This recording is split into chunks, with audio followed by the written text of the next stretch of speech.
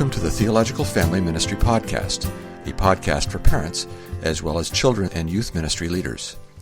We are dedicated to showing how theological study and biblical application relate to the discipleship of children and youth.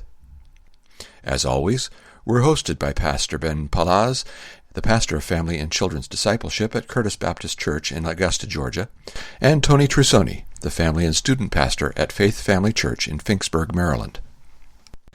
Well, good afternoon, Ben. How you doing today? Doing okay. How about you? I'm doing well. So, been really busy. Last week was in the city of Philadelphia, and next week I'll be at a Baptist conference center about an hour and a half away. So, been really busy lately. Yeah. So, did you hang out with Bryce Harper while you were in Philly, or? I did not, no. So, I'll pass on that one. So, how are you? What's been going on? Well, we took a road trip to Pennsylvania too. We were just on the other side of the state. We tried to see Punxsutawney Phil, but he was hiding in his burrow. So, but we did see the Amish, which that's always sort of a weird thing for me. It's like, if those are real people, just, going down the street there in their horse. So that was fun for the kids. And I mean, it was good to see my in-laws and saw horses and all kind of things. So, but, we're back at it and it's busy again. That's good. In my trip to Philadelphia with the youth, I probably had an hour of free time the entire time. And during that hour of free time, I tried to use my iPad and watch a little bit of Stranger Things that just got posted up. It's one of my favorite shows. You ever watch that show? Well, do you need to ask? Now, I've heard of the show, though, but no, I have not seen it. Okay. Well, I really like the show. And one thing that is seen as one of the most emotional moments in the show, I'm not spoiling much because it's from the end of the first season into the beginning of the second season, is there's basically like this girl that's like has superpowers, more or less. It's more interesting than it sounds. And she ends up getting basically fostered to adopt by this police officer. And it's seen kind of as this really beautiful moment. So, but really, I mean, it's not that beautiful because it's pretend. But something that truly is beautiful is real fostering and adopting that doesn't involve getting millions of dollars of paychecks to pretend you're doing something you're not doing, right? Yeah, it's a good distinction to make. So though people had emotional reaction to those scenes, I think God really does work through real life fostering. And so we've got an exciting opportunity today, and we're going to be able to talk to Tommy and Kelly Spiers. Tommy and Kelly Spiers have done fostering ministry for years. They've fostered to adopt children, and most importantly to me, they've been deep friends of ours, me and my wife, for years now. And actually, Tommy was one of my pastors at our church in Kentucky that we went to while I was in grad school. So, and we're really blessed with our friendship, even the years that we were in a small group together that they led. So, it was a great blessing to us. So, Tommy and Kelly, how you guys doing today? Doing great. Glad to be here. Yeah, we're glad to be here. Wonderful. Thanks for coming on. Thank you. We deeply appreciate it. So, yeah, we haven't covered this topic before, really, and I don't think. I mean, there's some that topics that we've covered from different angles. So it's, I think, a good opportunity to dig into this and encourage those and help people just think about this topic. So. Yes, absolutely. So I want to start by asking you guys, can you guys tell us about your lives and your current ministry opportunities right now? Well, we live in Valdosta, Georgia. I'm a worship pastor at Covenant Baptist Church in Valdosta. We just moved here. We've been here almost a year. August 1st will be my 1-year anniversary at the church. And we are we have 7 children, one of which is still technically in the foster care system. Not ours, but we are her foster parent, and we're in the process of adopting her, and that should be finalized hopefully by the end of this year. But we are in hot and humid South Georgia, where the gnats and the gators are thriving, and we're serving a really loving church here. So yeah, that's kind of what we're up to right now. Praise the Lord. So. That's great. I didn't realize that you guys. I mean, I think we met briefly when we all lived in the Kentucky area or Louisville area, but I didn't realize you guys had moved to Georgia. So Yeah, we just moved last July, so hadn't been long. okay. So how did you guys first get involved in foster care? So we've always had a desire to adopt, and we had our sights set on international adoption just because we'd had friends that had gone that route, and we went to a seminar in Louisville put on by Focus on the Family and Orphan Care Alliance, which was a local ministry in Louisville, and the seminar was about foster care and adoption. And we just went just because we wanted to get some more information. And after talking to several people there, we felt that one of the things that we were counseled was just, there's so much need in foster care. There's also a local and, stateside adoption that can happen. And so it may just be that we need to kind of start rowing down the river, so to speak, of orphan care and see where the Lord leads us. And so we did that, and we just really moved by some testimonies of a young lady who was in a foster homes and aged out of the system, and then another foster dad kind of told his story of fostering and adoption. And so we just decided, that this is an opportunity right in front of us. We don't have to go overseas necessarily. And so we signed up to get more information. And from there, we were, about 2 months later, I think, we were actually approved for our first foster placement. So, praise the Lord. Okay. So, and I have to say, it's exciting that we get to actually talk with 3 members of the Spiers household today. Really. Yeah. That's our newest addition. So, praise the Lord. So. That's great. Now, how has your faith influenced your decision to foster?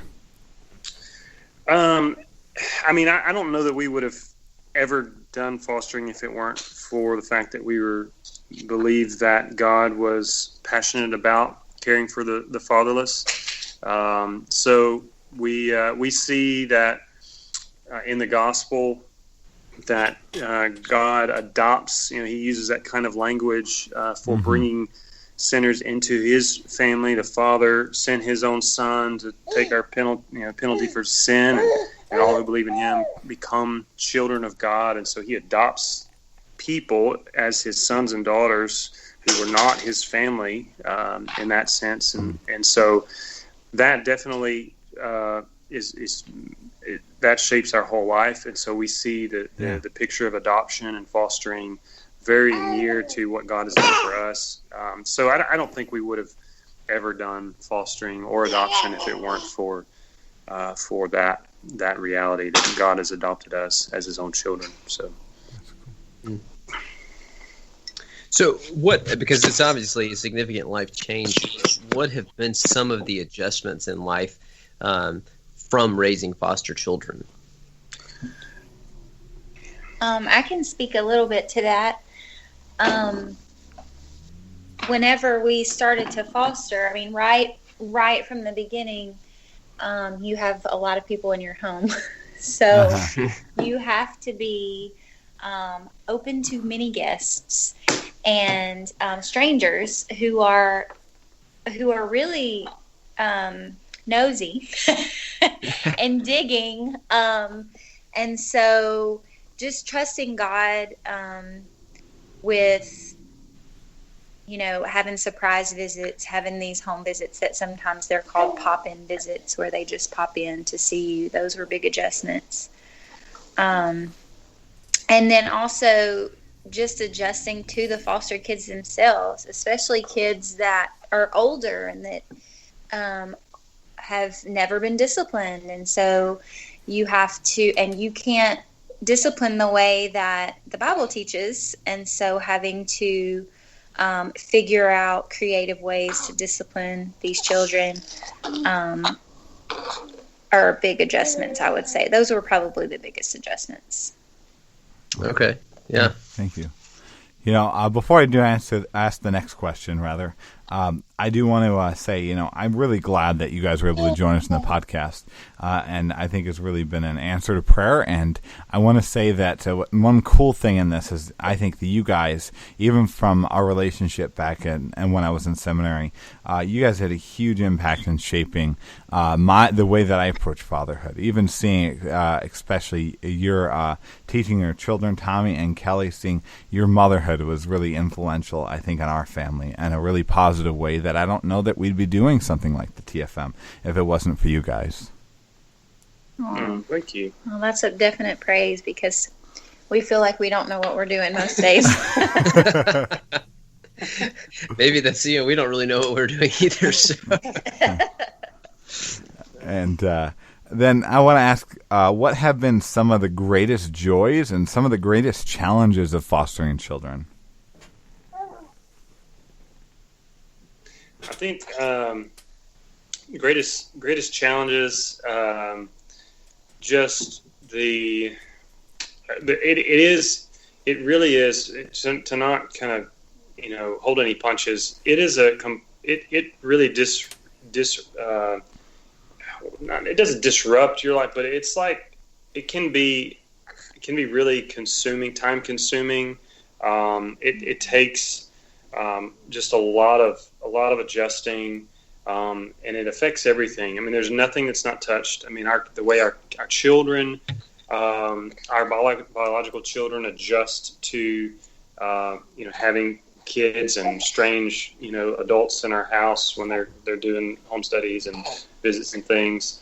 It's just everything. So and the older the kids get, the more they understand, the more they can think independently, and and we're trying to explain to them, why we're doing the things that we're doing, but it also means for them they're having to sacrifice their own time, their own space, with people, with kids that don't share the same kind of convictions or moral reasons for doing things, and so that, I mean, it's just, I think the biggest challenge is that it just affects every part of your life. But even we homeschool kids, and so one big challenge for me was sometimes you have visits several days a week, and I would have to stop in the middle of my school day, load everybody in the van, drop them off at the office, bring everybody back home, do school for about an hour, load everybody back up, go back to the office, pick up the child. And then not only are you picking up a child, but emotionally the things that are involved in that, then the rest of the day. So it really is a selfless, or you have to die to yourself, I guess is what I'm saying. Because there were many days where I just wished I could have stayed home and I didn't have to get out. And so those are challenges. And then obviously the joys are, there's just so many. And our main joy is we've gotten to adopt 2 children out of foster care, and about to adopt our 3rd. And so that isn't always the case for everybody who fosters. But the Lord has allowed us to do that, and that has been, I can't imagine my life without these 3 kids. But that's definitely a joy. Yeah. That's great. And I appreciate you guys being honest and just not painting this overly rosy picture that everyone's just holding hands and happy all the time. So Kelly, this question's for you. How did you get involved in working with because you guys used to live in Indiana, working with the Indiana foster system? Mm-hmm. Well, it kind of comes naturally because like I said earlier, you have a lot of people coming into your home.